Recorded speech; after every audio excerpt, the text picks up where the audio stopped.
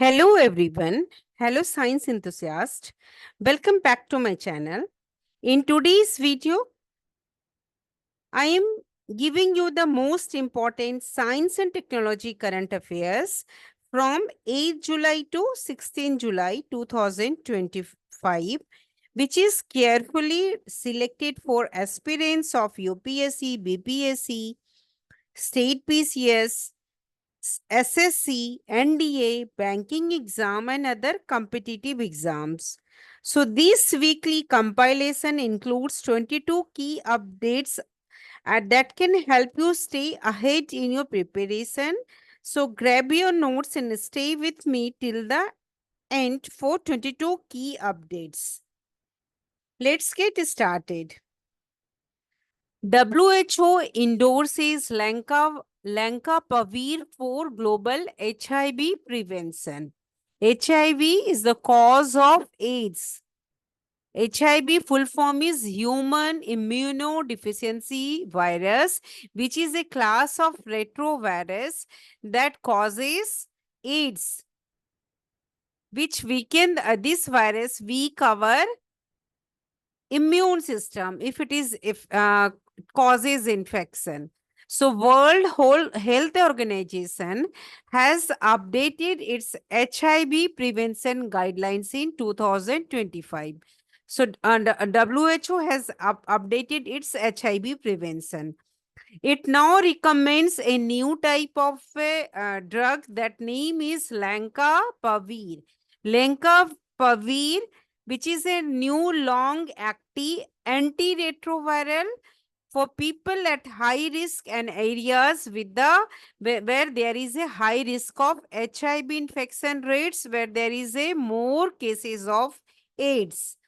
This announcement was made at the 30th International AIDS Society conference in Kigali, Rwanda. So this announcement was happened at the 13th International AIDS Society conference in Kigali, Rwanda. Lenkapavir was approved by US FDA as well as a twice yearly injectable pre-exposure prophylaxis treatment. What does it means pre-exposure prophylaxis treatment? Injectable pre-exposure prophylaxis treatment is a method of HIV prevention in which where long-acting injectable medication are used to reduce the risk of HIV infection, are used to reduce the risk of AIDS infection. Currently, there are two FDA-approved injectable PrEP option. First is Apretude and second is Edgitugo. So Lenkapavir is a long-acting injectable drug which is developed by Gilead Sciences in New Delhi, in India. It belongs to the capsid.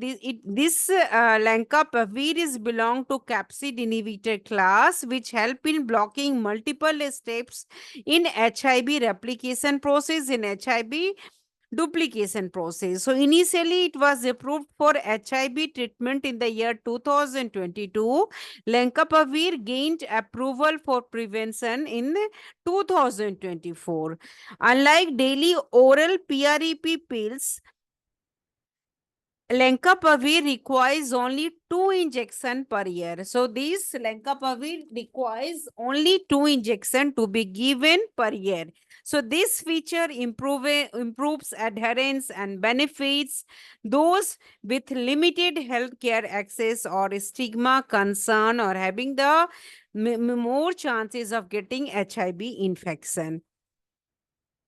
HIV/AIDS is transmitted use of non-sterile series and tools during pregnancy, breastfeeding, if a mother is HIV infected, during blood transfusion, organ transplants, unprotected sex. So these are the HIV major cause of transmission. HIV is not transmitted through food, drink, utensil, insect bites, kiss touch, clothes, towels, toilet shower, etc. So common symptoms of HIV is flu-like symptoms, night sweats, mouth sores, rashes in your body, swelling lymph nodes, yeast infections.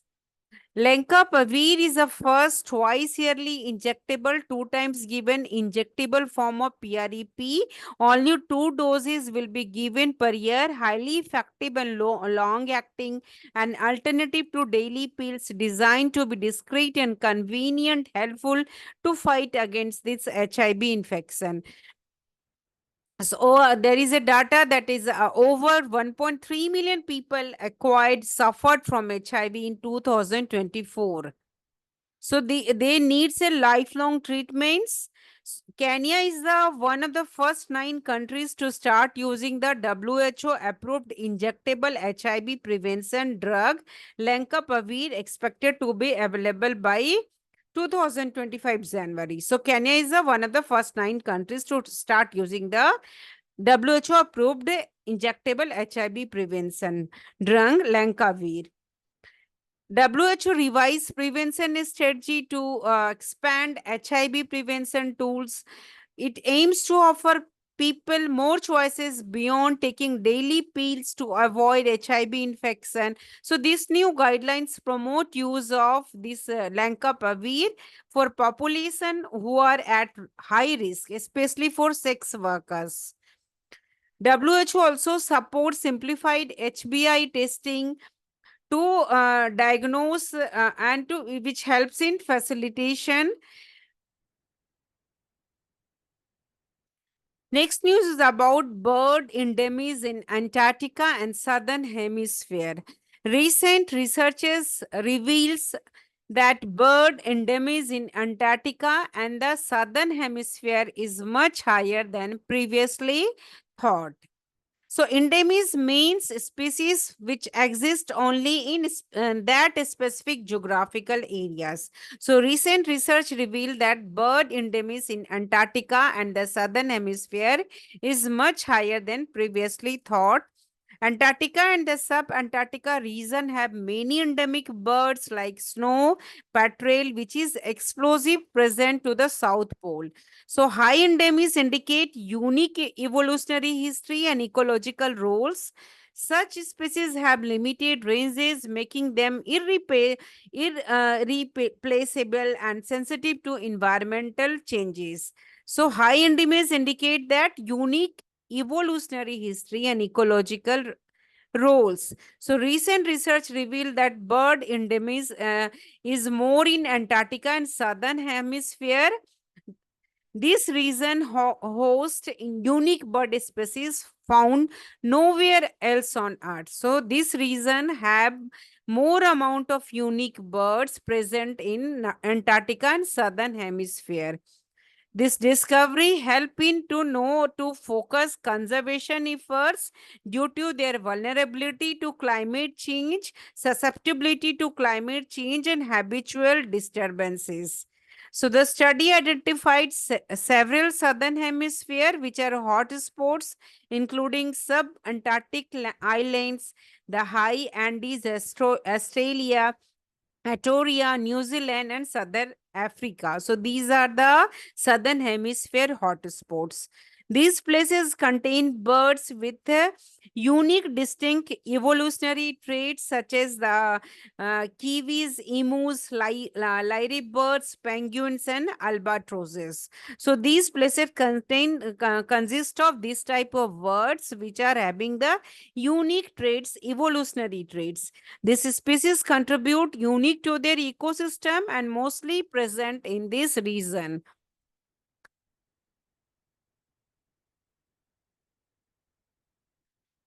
Geographical causes of southern hemisphere and endemics. Endemics means that a particular type of species present in that particular geographical area. So the southern hemisphere has less land mass. What is the reason? It is a reason of endemics, presence of different types of birds, because southern hemisphere has less land mass and more ocean. Southern hemisphere has less landmass and more ocean than the northern hemisphere. So this is the reason it has a unique types of species. These separation by vast ocean limit species ranges and dispersal. As a result, bird communities in these isolated landmass share fewer species because there is a less landmass. The species are also less, so increasing local endemism. In contrast, if you look at the hemisphere has larger landmass, connected land areas, which allow broader distribution. So southern hemisphere are blocked by oceans and which are also unsuitable habitats like Antarctica. So this geographical isolation restrict their ability to adapt or migrate, increasing their vulnerability to extinction. So this is the reason also though so many species are extincting. Conservation must prioritize sites with unique endemic species. Even if species numbers are low, protecting these irreplaceable birds safeguards evolutionary heritage and ecological functions. So it is important to protect these birds which are endemic. Next news is about the global infant vaccination challenges in 2024. Recent data from WHO and UNICEF reveals a worrying rise in the number of infants which are missing routine vaccination worldwide. So it is a major concern. Various number of infants, they are missing routine vaccination worldwide.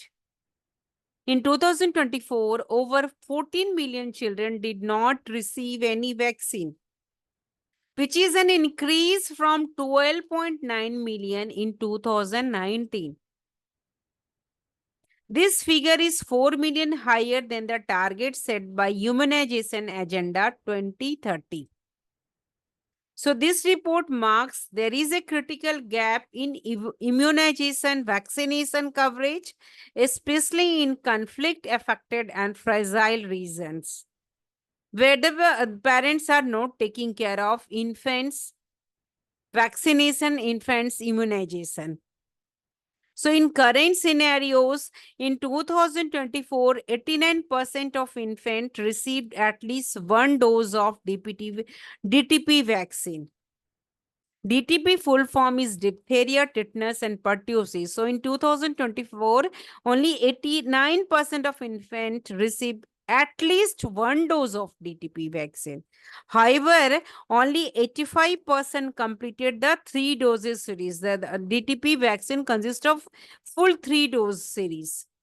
So only 25% completed the full 3 dose series. Approximately 20 million infants missed at least one dose of the DTP vaccine. So this status indicates that approximately 20 million infants missed at least one dose of the DTP vaccine. Measles vaccine coverage for the first dose stood at 84% globally. HPV vaccine coverage among girls rose slightly from 27% in 2023 to 31% in 2024. Herpes papilloma virus, which coverage among girls rose slightly from 27% to in 2021 23 to 31%. It only increases among girls. 27% in 2023 and it becomes now 31% in last year 2024. It is a data about HPV vaccine. Yellow fever vaccine coverage in at-risk countries remain low at 50%. So this data is very low, only 50%, far below the recommended 80% threshold to attain at least 80% threshold. But the yellow fever vaccine coverage in at-risk countries remains low. It is at 50% only. So DTP protects against the following diseases: diphtheria, which is caused by toxin producing bacteria, which lead to heart, kidney, and nerve damage, as well as paralysis, heart failure, and death. So, and tetanus, which is caused by a type of bacteria, usually enters the body through open cuts or wounds. Tetanus is sometimes also called lockjaw. Pertussis, which is known as a whooping cough, which is a one type of contagious respiratory disease, highly communicable respiratory disease that can result in pneumonia. So this is the reason it is known as a whooping cough. So pertussis is potentially causes death for babies under 1 year old. It is fatal for babies whose age is under 1 year old. So DTP vaccine contains inactivated version of the bacteria that cause diphtheria, tetanus, as well as pertussis and Tisen. And when injected, this is the process of vaccination. It promotes a person immune. It help a person immune system to produce antibodies, a type of protein that protect these from different types of infection, different types of antigens. That is a pathogen. So, why 14 million children miss out on vaccines in 2024? It is a major concern. Vaccines are very important for preventing different types of diseases, measles, polio, diphtheria, tuberculosis. For tuberculosis, BCG vaccine is given. BCG vaccine. So, however, in 2024, there is a sharp decline in global vaccine coverage, and unvaccinated children in 2024 reach an alarming increasing number. So WHO highlighted a significant routine vaccination crisis in their latest report. Fourth news is about the challenges in controlling artificial intelligence chatbot behaviors. So there is a challenges in controlling artificial intelligence chatbot behavior. So recent events that have brought into light the difficulties in managing a chatbot which is controlled by artificial intelligence. So there is a difficulties in managing AI, artificial intelligence chatbot outputs.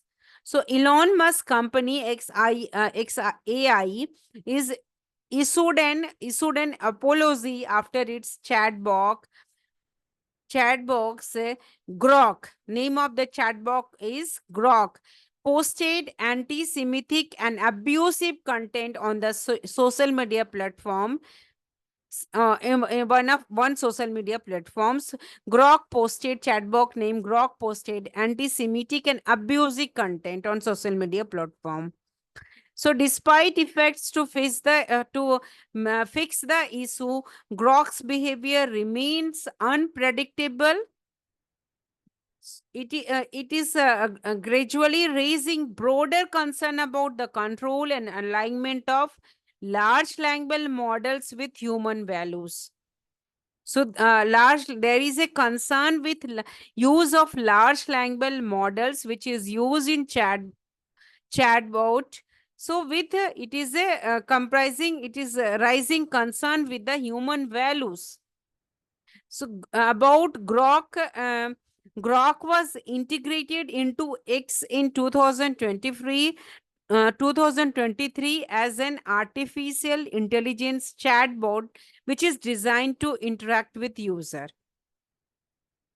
So Grok was integrated with artificial intelligence chatbot which is designed to interact with users, and it has repeatedly generated harmful content,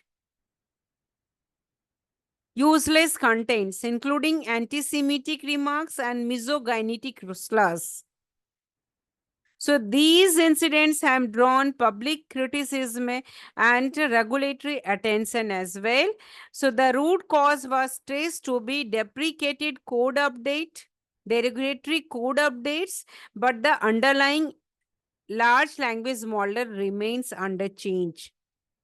So Grok's issue are part of a wider pattern of AI chatbots which is producing inconsistent or offensive outputs. LLM like Grok generates text by predicting word sequences. What are the process? Grok is generating text. Grok is generating text by with the help of LLMs by predicting words, by knowing word sequences based on vast data sets. They do not understand content but produce output statistically, likely from the training data. So this probabilistic process means the same input can give different response each time. So every time you're giving the same input, the different response is coming each time. So the model mimics language patterns, but can it inadvertently replicate biases of harmful ideas present in the training data, which is present in the training data. So these are the nature of large language models, which created challenges in controlling AI chatbot behavior. And the issue was arise Elon Musk company AI is issued in because of this. Elon Musk company AI is issued an apology after its chatbot Grok posted unwanted abusing content on the social media.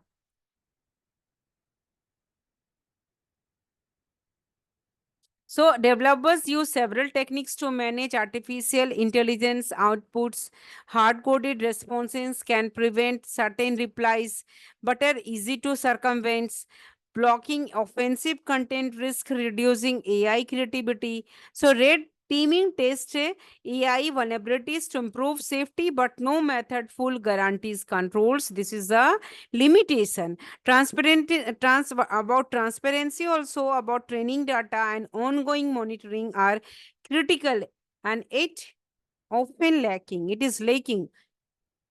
Training data and ongoing monitoring are often lacking. So the Grok case put a stress on the need for responsible use of artificial intelligence design and governance. Companies must ensure data quality, data security, and robust and strong safeguards. Regulators and researchers call for a standard to align artificial intelligence with take care of the social, moral, ethical values. So the evolving artificial intelligence landscape demands continuous vigilance, continuous surveillance, and innovation. So see, there are 6 top challenges in developing custom AI chatbot bias in training data. There is also context and memory in conservation loss and hallucination, unseen scenarios. There is also data security and compliances issue, performance management scaling. So these are the top challenges in developing custom AI chatbot. Next news is about Indian astronaut Subhanshu Shukla ISS experiment 2025. So during the 18-day Axiom 4 mission, 18-day Axiom 4 mission, Shukla and his team carried out over 60 experiments which are focused on microgravity's effects on biology, agriculture, technology, and human physiology. So they have carried out 60 experiments, the team, to focus on microgravity effects, which are on biology, agriculture, technology, and human physiology.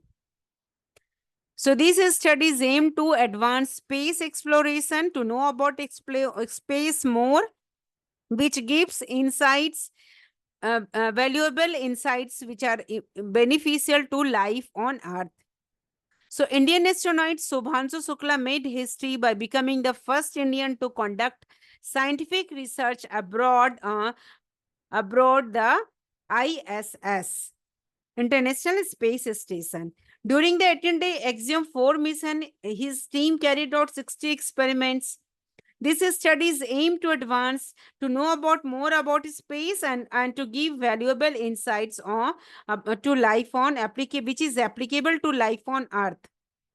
Sukla's research included studying Indian strains of tardigrades, microscopic organism which is known for surviving extreme condition.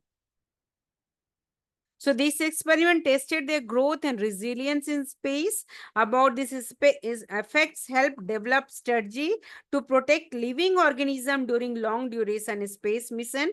These effects also help to develop different strategies to adapt different strategies to protect organism during long term space mission.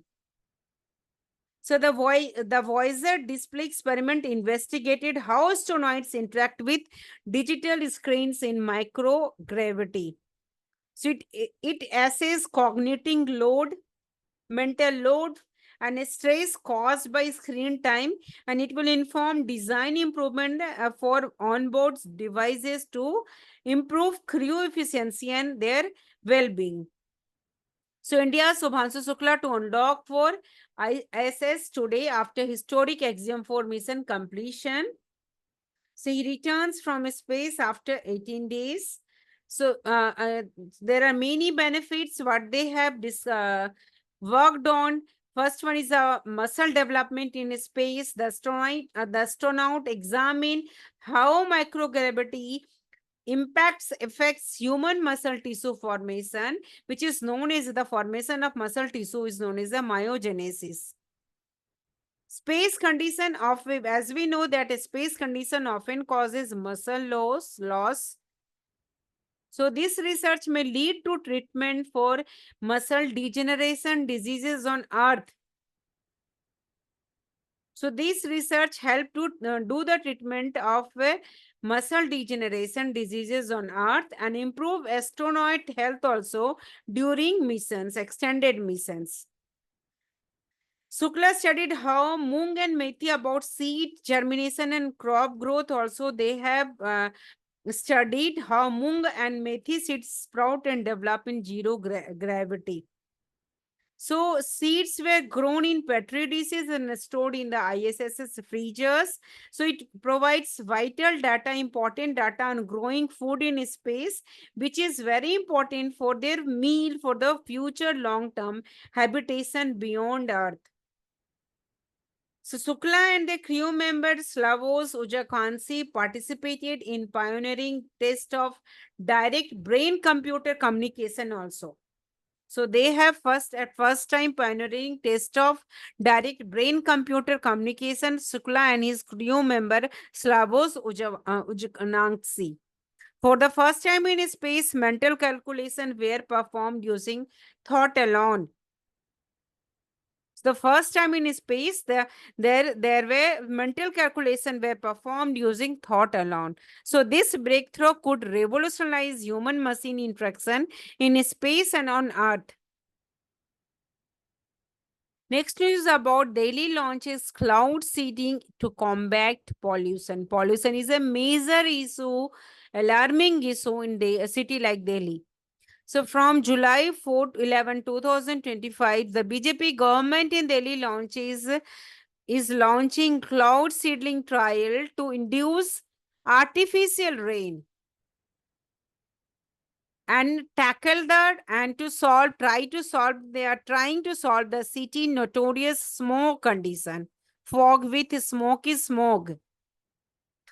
So we dive deep into how this, in this video, we dive deep into how this groundbreaking initiative works, its potential to transform Delhi's air quality, save the health of Delhi's people, and the challenges it faces. So Delhi is set to conduct its first cloud seeding operation between August 30 September 30, 2025. So it helps to reduce air pollution by triggering artificial rainfall.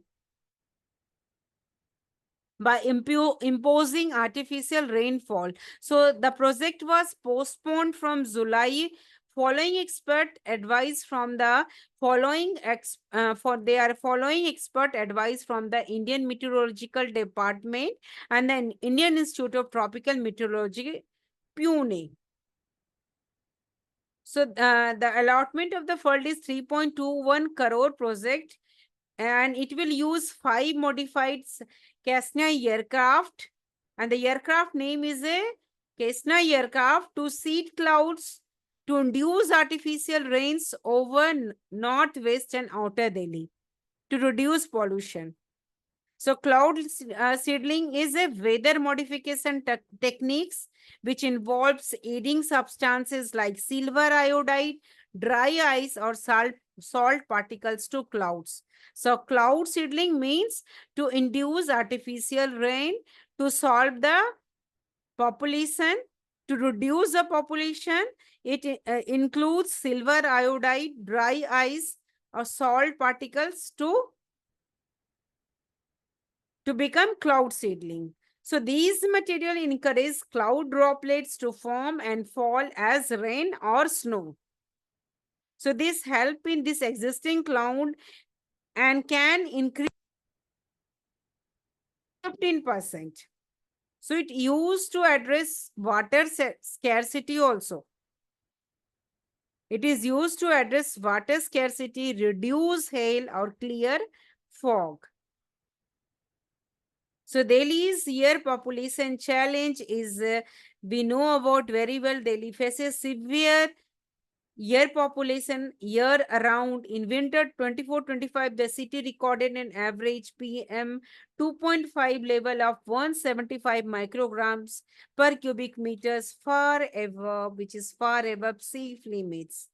So this population lowers life expectancy of Delhi people by nearly 12 years compared to WHO standards. So the government's trying to take help cloud seedling as a temporary measure to improve air quality and to reduce air population. So in this cloud seedling, it will use 5 aircraft, which covers about 100 square sortie. So each flights will last around 90 minutes, and these seedling agents include silver iodide, nanoparticles, iodized salt, rock salt, which is developed by IIT Kanpur. It is developed by IIT Kanpur, and these initial target zones are low security areas in northwestern Outer Delhi. So it acts as expert counsel that cloud seedling is not a long-term solution to tackle population, to increase the air quality of Delhi. It acts as a stop gap during acute pollution. It acts as a stop gap during acute severe pollution episodes, but does not address pollution sources. Real impact assessment requires trial in typical pollution seasons. So the pilot's timing during the monsoon may not reflect winter condition when pollution are at peaks. Next news is about the Indian received second GE F404 engine for LCA Tejas.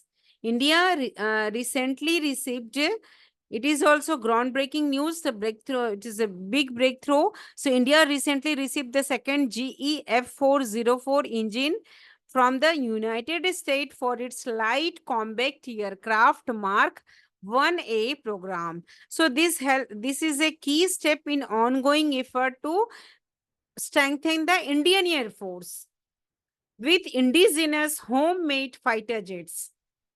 Despite delays caused by supply chain disturbance, deliveries of these engines are now underway. So the public sector company Hindustan Aeronautics Limited HAL is responsible for integrating these engines into the light combat aircraft Tejas Mk1A jets. So HAL took delivery of the second GE 404 engine in July 2025. A total of 12 engines are expected by the end of financial year 2025. So the Defense Minister has given clearance for this expanded order worth about 65,000 crore. HAL aims to produce 16 jets annually, contingent on timely engine deliveries, and the original plans targets full delivery of all jets by 2030. So the original plan targets full delivery of all jets by 2030. It includes an active electronically scanned array, radar, and an advanced electronic warfare suite with a jammer. The aircraft supports beyond visual range (BVR), which help in combating capability, fighting capability with integration of Derby and indigenous Astra missile.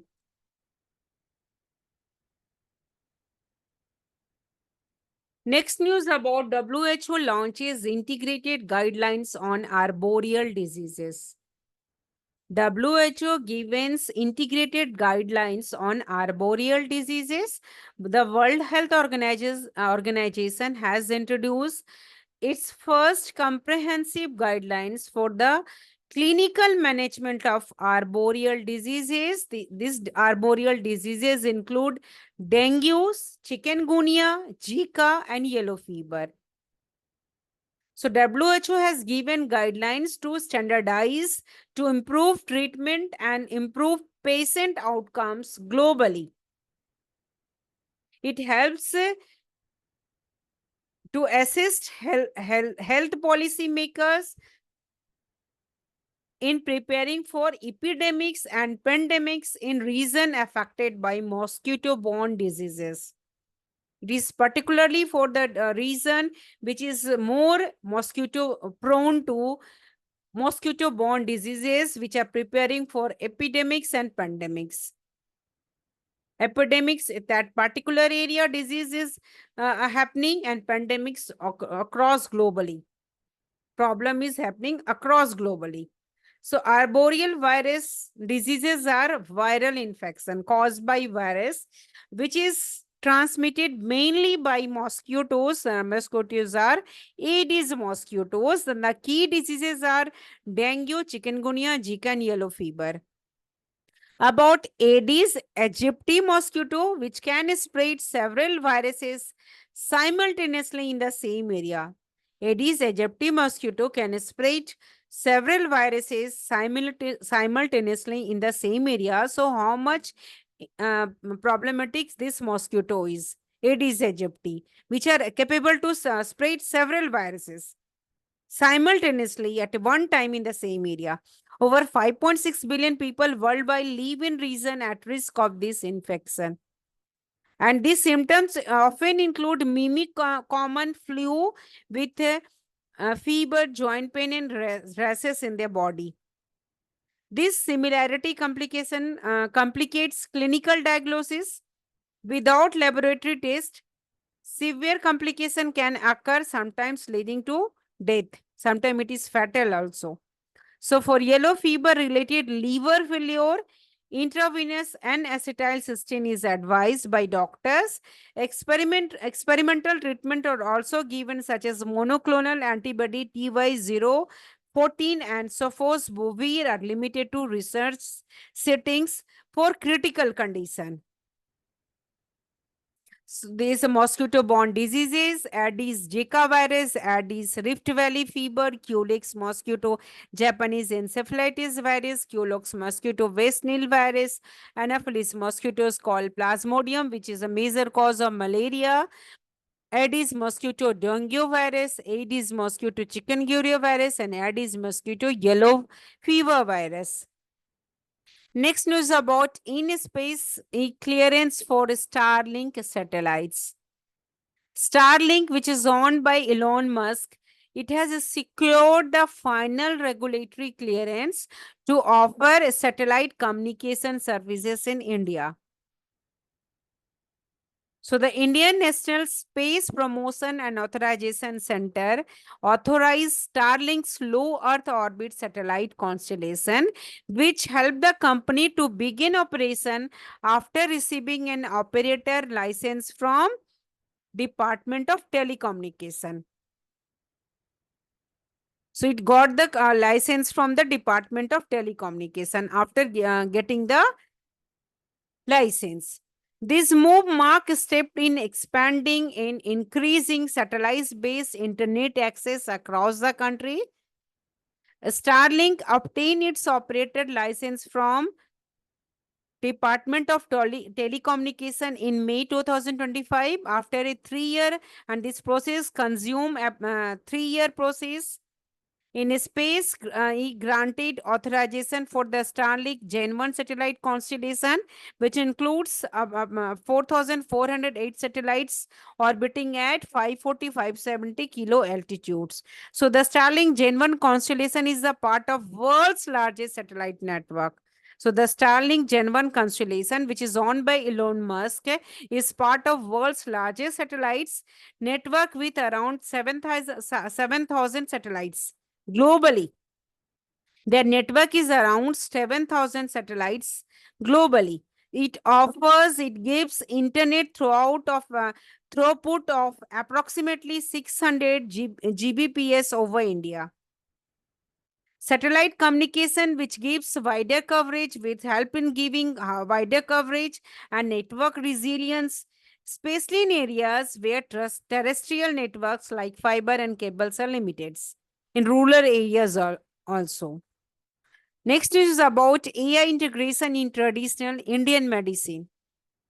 Recent advancements show the World Health Organization recognition of India's pioneering role in applying artificial intelligence to traditional medicine.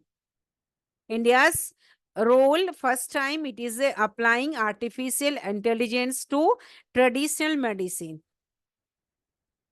WHO recognizes India's global leadership in Ayush integration. So WHO released its first technical brief on this subject following India's proposal.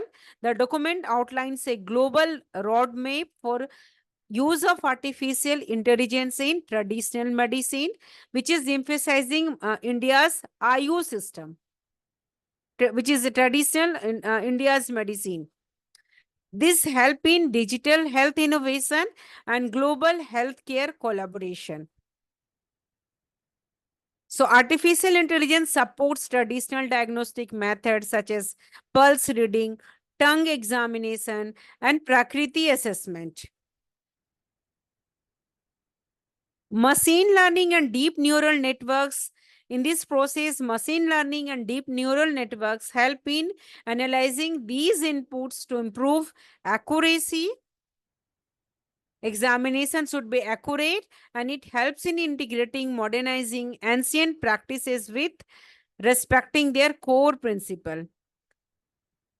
So there is a role of Ayurgenomic, which combines genomic with Ayurveda to identify disease markers and providing personalized health plans. Artificial intelligence analyzes Ayurvedic constitution types to predict health risk and suggest preventive measures. So with the help of AI, Ayurvedic constitution help in predicting different types of health risks and suggesting different types of preventive measures. So this approach bridges traditional wisdom with modern genetics, making a collaboration of traditional wisdom with modern genetics. AI facilitate comparative studies across Ayurveda, traditional Chinese medicine, and Unani systems. So India's Traditional Knowledge Digital Library, TKDL, India's Traditional Knowledge Digital Library is a global model for preserving homemade indigenous medical heritage. Next news about new butterfly species in Western Ghats. In Kerala's Western Ghat, scientists have discovered a new butterfly species, and the name of that new butterfly species is Zogra features Matthew. It is highlighting the region consists of different types of underexplored, underdiscovered, undiscovered biodiversity. Different types of lives are there. So these rare skipper butterfly found in low elevation forest of Western Ghats, and it is the 15th species in its genus and 5th from India. 15th species in its genus across the globe and 5th from India. So it indicates that Western Ghats is a global biodiversity hotspot, which gives a new butterfly species name Zogra features Matthewi. This butterfly belongs to the family Hasserpiridae, and it gives a new invention to the different biodiversity of the genus Zographytus.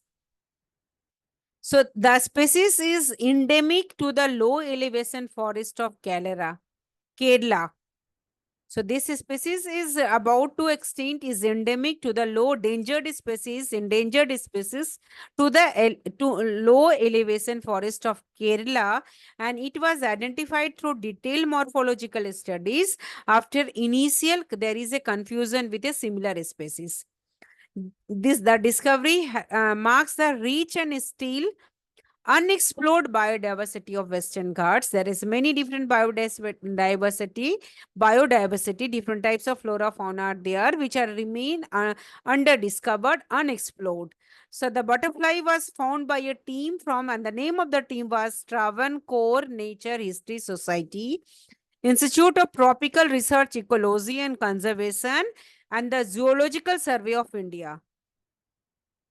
So researchers first thought it was a Zeographites uvzea, which is a species widely found in the Western Ghats.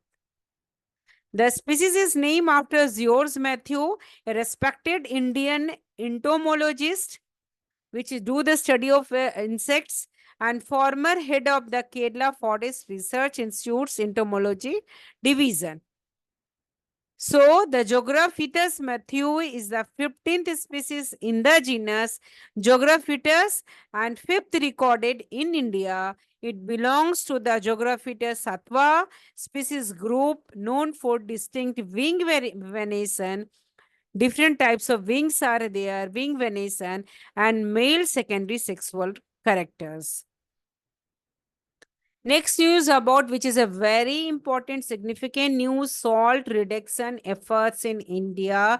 Salt is a major cause of hypertension, stroke, heart disease, and kidney disorders.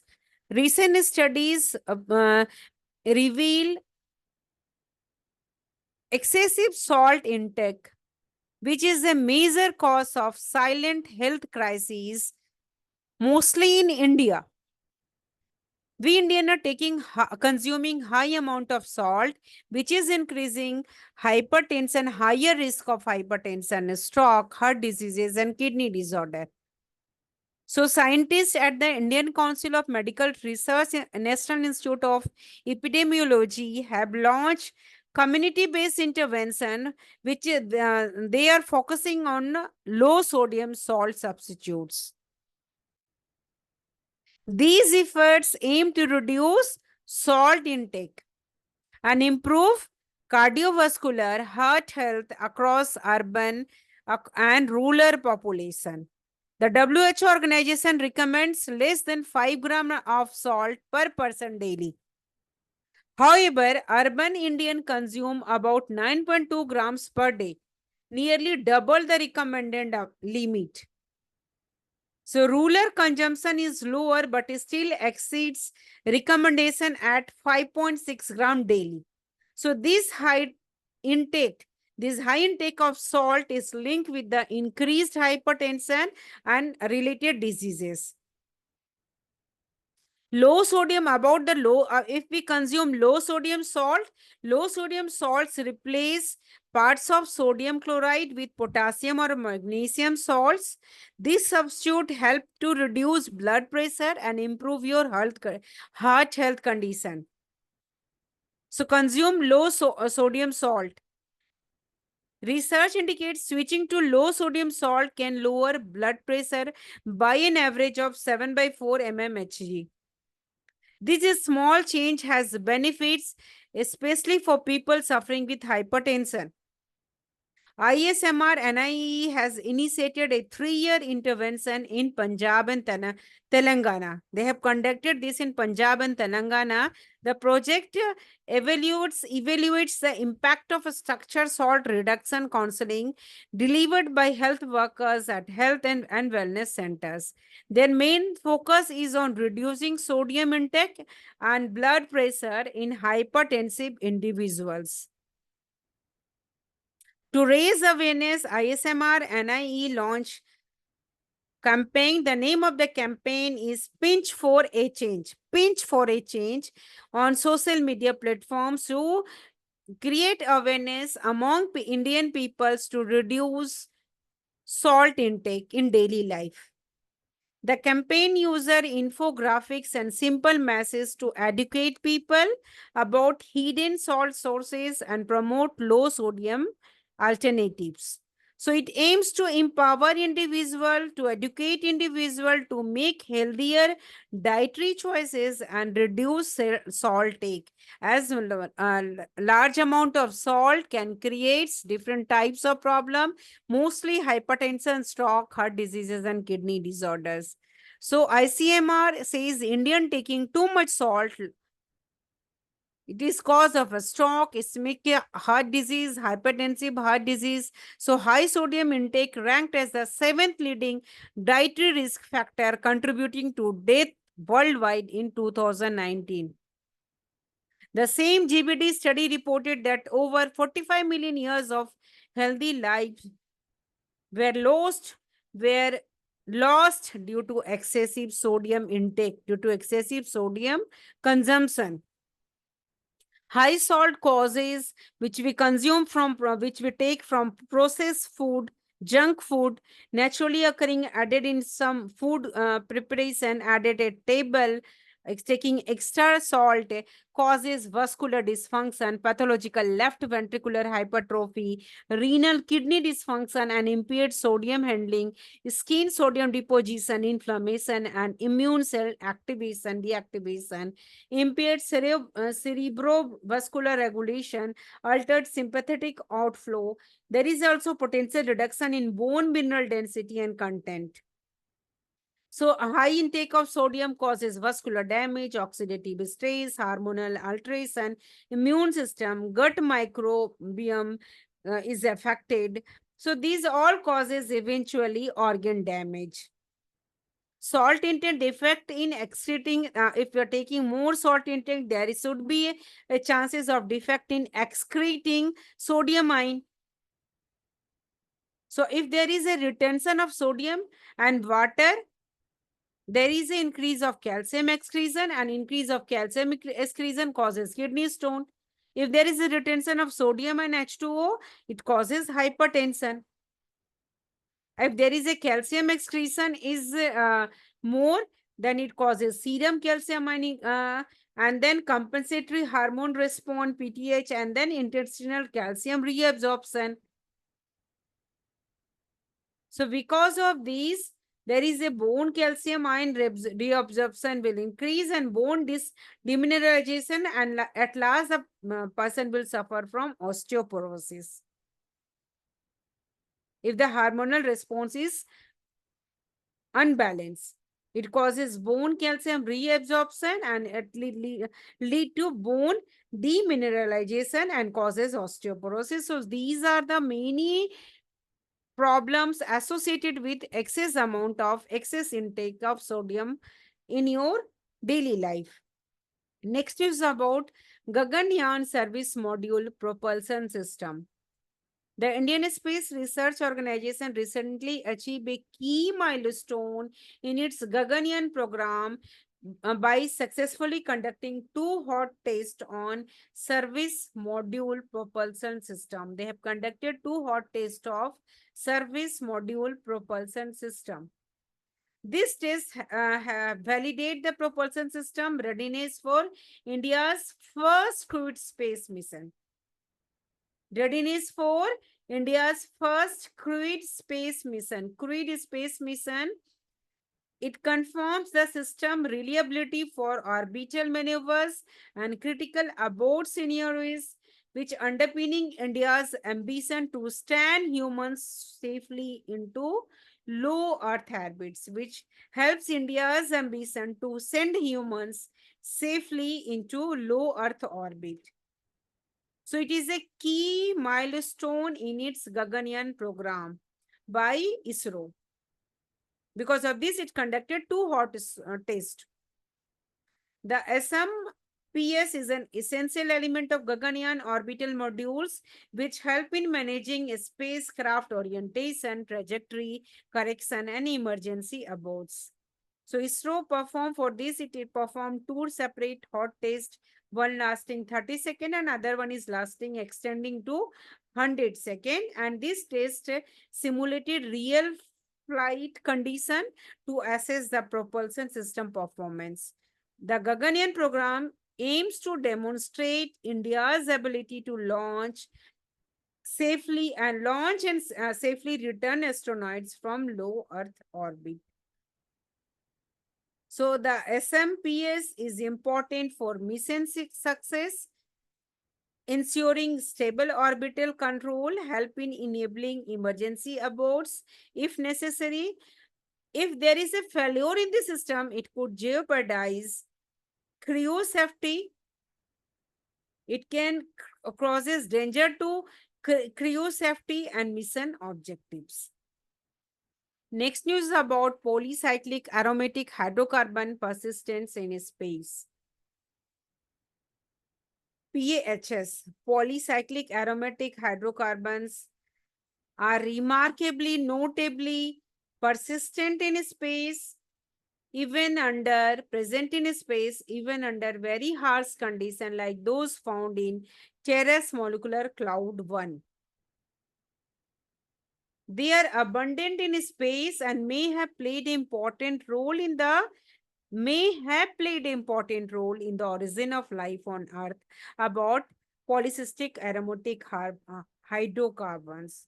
Recent research has solved a long-standing puzzle about how certain polycyclic aromatic hydrocarbons survive in harsh space conditions, particularly in the Taros molecular cloud 1, a region which is 430 light years away.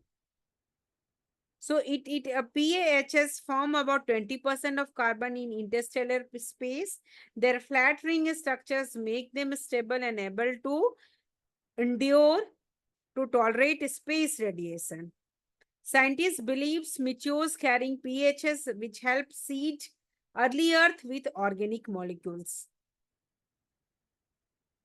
There are a major component of interstellar mediums. PHs, polycyclic aromatic hydrocarbons, are important component of interstellar mediums, which is accounting for a significant portion of carbon found there. Their presence in various cosmic environment from star-forming region to distant galaxy, which is well documented through their infrared emission signatures.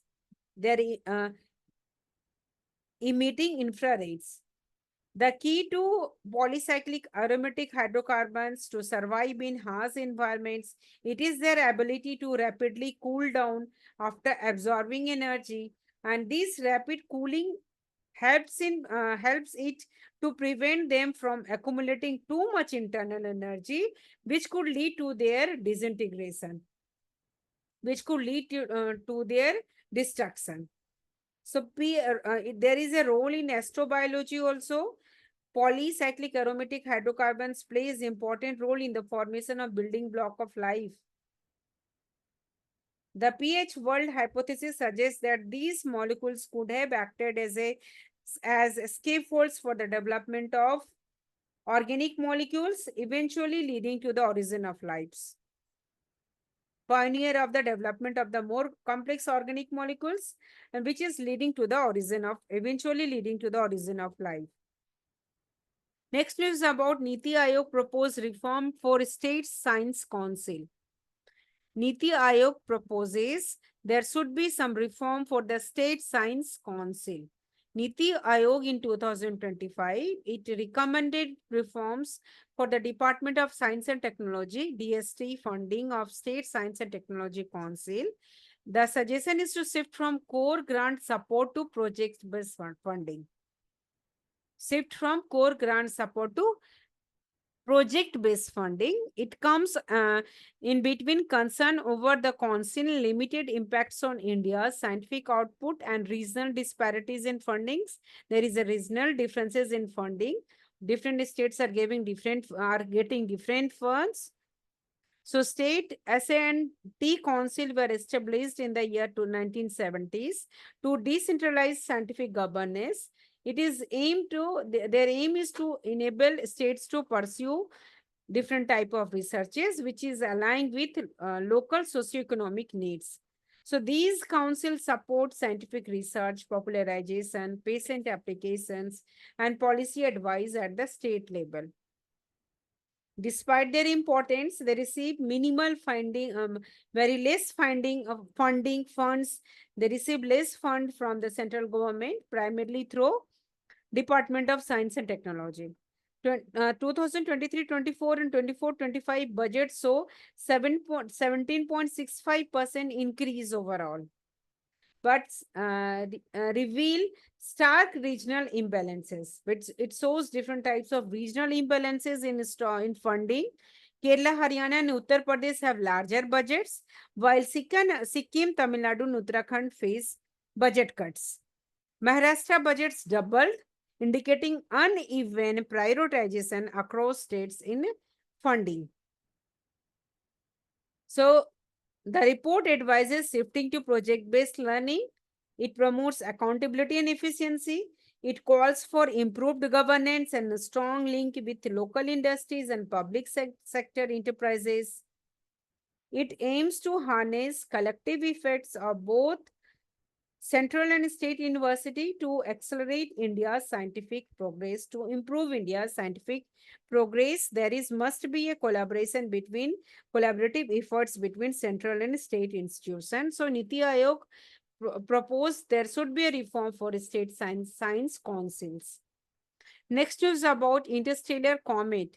NASA announced the discovery of a rare interstellar comet, and the name of that comet is 31 Atlas, passing through our solar system. This is the only third confirmed comet from beyond our solar system. Its unusual trajectory and high velocity, it confirm it is a visitor from another star system. Scientists worldwide are closely observing this unique object. To know more about this comet offers a rare chance to study material from outside our solar system. About its composition and behavior, it provides some cues about the formation and evolution of other planetary systems.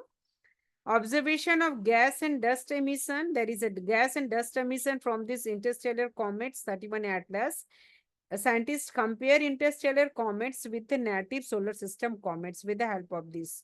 Such studies improve understanding of cosmic chemistry and planetary formation processes across the galaxy. So 31 Atlas is currently visible to ground-based telescope and expected to remain so until September 2025. It will then move too close to the sun to be observed which is to be observed until early December 2025 when it reappears on the other side. Next news about Mount Rainier earthquake swarm. Earthquake swarm. Mount Rainier, which is in Washington state, experienced its largest earthquake swarm since 2009 in early July 2025. Hundreds of small tremors were recorded near the summit, largest earthquake swarm on record. Experts link the quakes to hydrothermal fluids moving beneath the volcano. Despite this activity, the volcano remained at its lowest alert level with no eruption threat. Authorities they continuously doing the close monitoring with advanced seismic and physical tools. Swan is more intense in 15 years since 2009, but is considered normal volcanic behavior. An earthquake swarm is cluster of small earthquakes occurring over a short period in a confined area. So Mount Rainier Mount Rainier in Washington, it is a strong stratovolcano in the Cascade Range. It is steep and conical, formed by layers of lava, ash, and volcano debris. The composition, it is formed by layers of lava, ash, and volcanic debris. Though dormant, Though dormant superior for over 500 years, it is the second most seismically active volcano in the Northern Cascades. Its glacier and height increases hazards such as lahar and landslide. Monitoring swans helps assess volcanic stability and public safety. Next news about optical or atomic clocks set to redefine the second. The world is on the verge of redefining the second. The fundamental unit of time is second. As we know, the SI unit of time is second. So the world is on the verge of redefining the second, the unit of time, with the help of using cutting-edge optical atomic clocks. Atomic clocks are important for GPS, satellite navigation, radio astronomy, and climate science. So these devices surpass the current cesium atomic clocks, which is used in the previous atomic clocks in a recent global collaboration involving 10 optical clocks across 3 continents, which has successfully demonstrated unprecedented agreement in time management. This milestone strengthens confidence in adapting atomic optical clock as a new international time standard by around 2030. So about cesium clock lose only 1 second every 300 million years. Some application demand even higher precision. Optical clocks measure frequency in the optical range about 10,000 times higher than microwaves. So there is a landmark test involved 10 optical clocks using different atoms, which is located in Finland, France, Germany, Italy, United Kingdom, and Japan. So clocks were linked by optical fibers and advanced GPS technique to compare frequencies. So in the year 1967, the second was redefining using the frequency of radiation emitted by cesium-133 atoms. Cesium atomic clock use microwave radiation to induce energy transition in cesium atoms.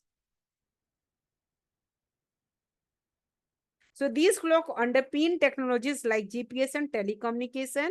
Now optical atomic clock set to redefine the second, which is important for GPS, satellite navigation, radio astronomy, and climate science.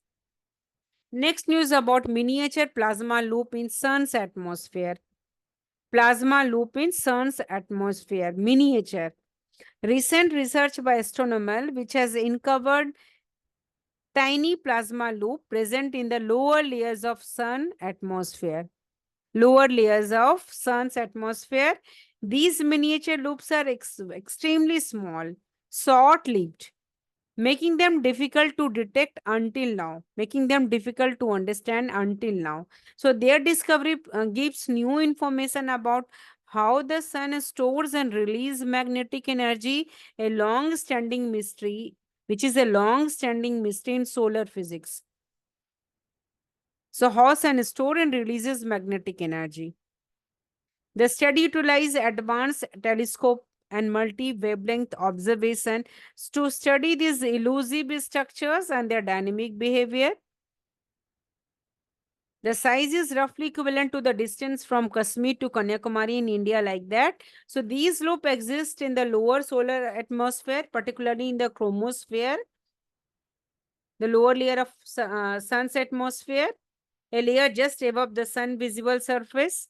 So the discovery was made possible by combining data from several cutting-edge instruments, the Good Solar Telescope at the Big Bear Solar Observation, NASA's Interface Region Imaging Spectrograph, and the Solar Dynamic Observatory were used together to observe miniature plasma loop in sun's atmosphere.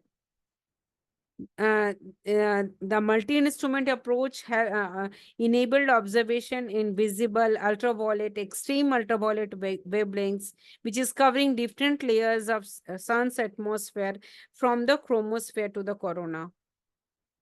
So for this, India's proposed National Large Solar Telescope, NLST, which is a 2-meter aperture telescope planned near Pangong Lake in Ladakh. It is planted near Pangong Lake in Ladakh, which is expected to provide sharper chromospheric images. There is a challenges, misinformation and vaccine. WHO generate. So there is now next is about new seafood fish species. New seafood fish species. The discovery of a new seafood fish species in the Brahmaputra River at Mazen. Previous slide is wrongly given, so no need to read this one. Next is about new seafood fish species. The discovery of a new seafood fish species which is found in the Brahmaputra River at Mazen, Dibrugarh, which marks addition to the faunal distribution of Northeast India, named Pythia Dibrugarh hennesis after its type locality because it is found in Dibrugarh. This species enriches the understanding of freshwater, gives the understanding of freshwater biodiversity in the region. And the fish species, separate fish species found in the Brahmaputra River at Mazen, Dibrugarh, Assam. So the species were found in moderately fast-flowing section of Brahmaputra River. Pythia dubugrensis belong to the family Cyprinidae, which is commonly known as a barbs. Barbs are small to medium-sized freshwater fishes native to Asia, Europe, and Africa. They are found in Asia, Europe, and Africa. This finding emerged from a systematic freshwater survey, which is done by scientists from ICAR, CIFRI, and Manipur University. They put stress on the urgent need to explore, to know more about, and to conserve aquatic ecosystem, water ecosystem, with and meet environmental challenges despite of environmental challenges. So scientists from CIFRI Guwahati and Barakpur centers in collaboration with Manipur University conducted the survey. So this is the important point to remember. The research was published in the International Journal National Academy Science Letters by Springer Nature. The team included taxonomists specializing in cyprinid fishes. Their work marked the unexplored biodiversity which is found in the Brahmaputra basin, a vital freshwater system which is supporting different types of aquatic life. Next news about the climate change threatens wild vanilla pollination link. Climate change threatens wild vanilla pollination links. There is a climate changes occurring because of the global warming. It creates a serious risk to the natural pollination of wild vanilla species.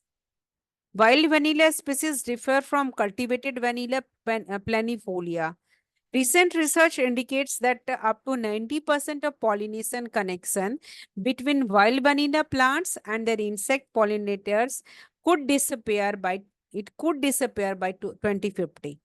So recent research indicates that up to 90% of pollination, which is connection between wild vanilla plants and their insect pollinators, which help in the pollination, they could disappear by 2050.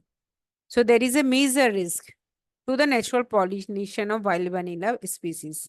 So this disruption threatens vanilla production and the loss of vital important genetic traits which is needed for crop resilience. So the study marks the fragile ecological relationship between wild vanilla species, important significant ecological relationship between wild vanilla species and the native orchid bee pollinators. The pollinators are orchid bee pollinators and under changing because of the climatic condition. Wild vanilla species which is differ from cultivated vanilla planifolia, they depend on specific insect pollinators. Mainly the pollinators are orchid bees for natural reproduction. So these wild relatives carry important genetic traits such as resilience, resistance, heat tolerance, disease resilience.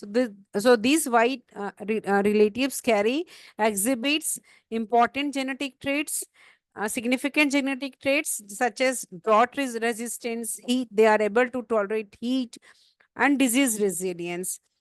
So these traits are important for improving the future of commercial vanilla crops, which face increasing vulnerability due to heat, rot, and pest. So their loss is happening because of the heat, drought, and pest. Vanilla is a labor-intensive crops with low genetic diversity. It supports rural economics and is used in food, cosmetic, and medicine. So this vanilla is used in food, in cosmetic, and medicine. So breakdown in natural pollination could increase production risk and cost. So these threatens farmer livelihoods and global supply chains as well.